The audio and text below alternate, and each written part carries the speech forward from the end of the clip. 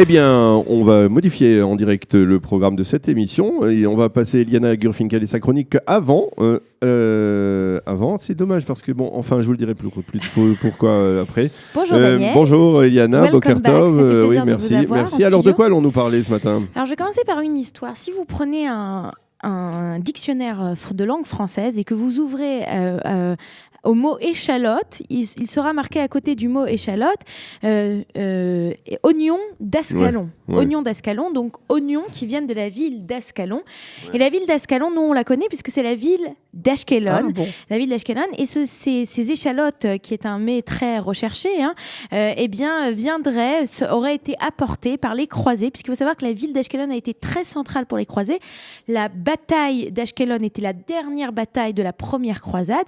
Et aujourd'hui, on va parler du siège d'Ashkelon qui s'est déroulé en 1153 et qui est donc au moment de la deuxième croisade. Et juste pour la petite histoire, ce qui est de quand même assez marrant aujourd'hui, toutes les échalotes que vous trouvez en Israël, elles sont importées de l'étranger. Bah oui, il n'y en a pas ici. Voilà, elles sont importées de l'étranger. Et moi, ce qui me fait le plus rire, c'est qu'elles se font appeler en hébreu batzalé shalotes. Donc, comme en anglais, on appelle ça des shallots. Donc, c'est la même chose. Et donc, moi, ça me fait toujours rire. Et toujours, je dis aux gens, mais non, il faut rappeler ça batzalé Ashkelon. Voilà. Alors, voici une image. Cette image, elle vient d'un livre. Ashkelon, là-bas. Voilà, c'est le Ashkelon, on reconnaît la mer. On reconnaît la mer. Voilà, on reconnaît Ashkelon. Pas grand-chose. Voilà. Ça vient d'un ouvrage qui s'appelle Passage d'outre-mer, qui est un manuscrit enluminé qui a été réalisé en France entre 1472 et 1475. Et donc, ça raconte cette bataille donc de la ville d'Ashkelon et ce siège. Alors, ce siège commence en 1553. On a eu pendant 5 ans le siège de Damas qui n'a pas été une victoire. Au contraire, ça a été une grosse défaite pour le roi Baudouin III de Jérusalem.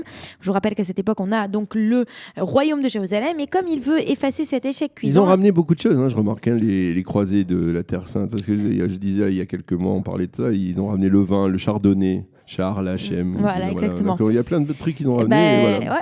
Et on ne le connaît pas assez. Et ce qui est dommage, ce que je dis toujours, c'est qu'en Israël, on ne le sait pas et quelque part, on ne retourne pas un petit peu la fumée et puis la vapeur. Voilà. Bon, alors, donc, il décide à ce moment-là de lancer une attaque sur Ashkelon. Ashkelon, c'est la dernière place fortifiée sur le littoral. C'est-à-dire que tout le littoral, le bord de la Méditerranée appartient aux croisés, à part cette ville donc d'Ashkelon, et donc c'est une menace permanente pour le royaume de Jérusalem. Et donc c'est pour cette raison que le siège va commencer. D'abord, Baudouin va prendre en 1150, il va prendre Gaza, qu'on appelle à l'époque Gadre, et il va relever cette ville qui a été ruinée à l'époque, il va la reconstruire, et puis ensuite, étant donné que la ville d'Ashkelon à ce moment-là est complètement isolée, l'approvisionnement n'est que par la mer, c'est un meilleur moyen pour organiser le siège. Alors, son armée, Baudouin et son armée vont se mettre devant Ascalon le 25 janvier, à la date d'aujourd'hui, 1153. Ils sont accompagnés par les Templiers de Bernard de Tramelay, si ça vous dit quelque chose, les Hospitaliers de Raymond Dupuis, c'est des Français.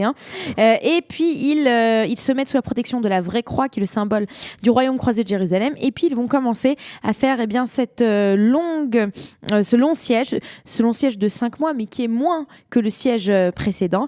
La ville va donc être prise à la fin, et il faut dire que les gens étaient fatigués au moment où ils ont pris cette ville, et Ashkelon elle va être intégrée au royaume de Jérusalem, ça va devenir une tête de pont pour les armées chrétiennes, et ça va permettre pendant les 2 décennies suivantes d'être un port de partance vers l'Égypte. Voilà.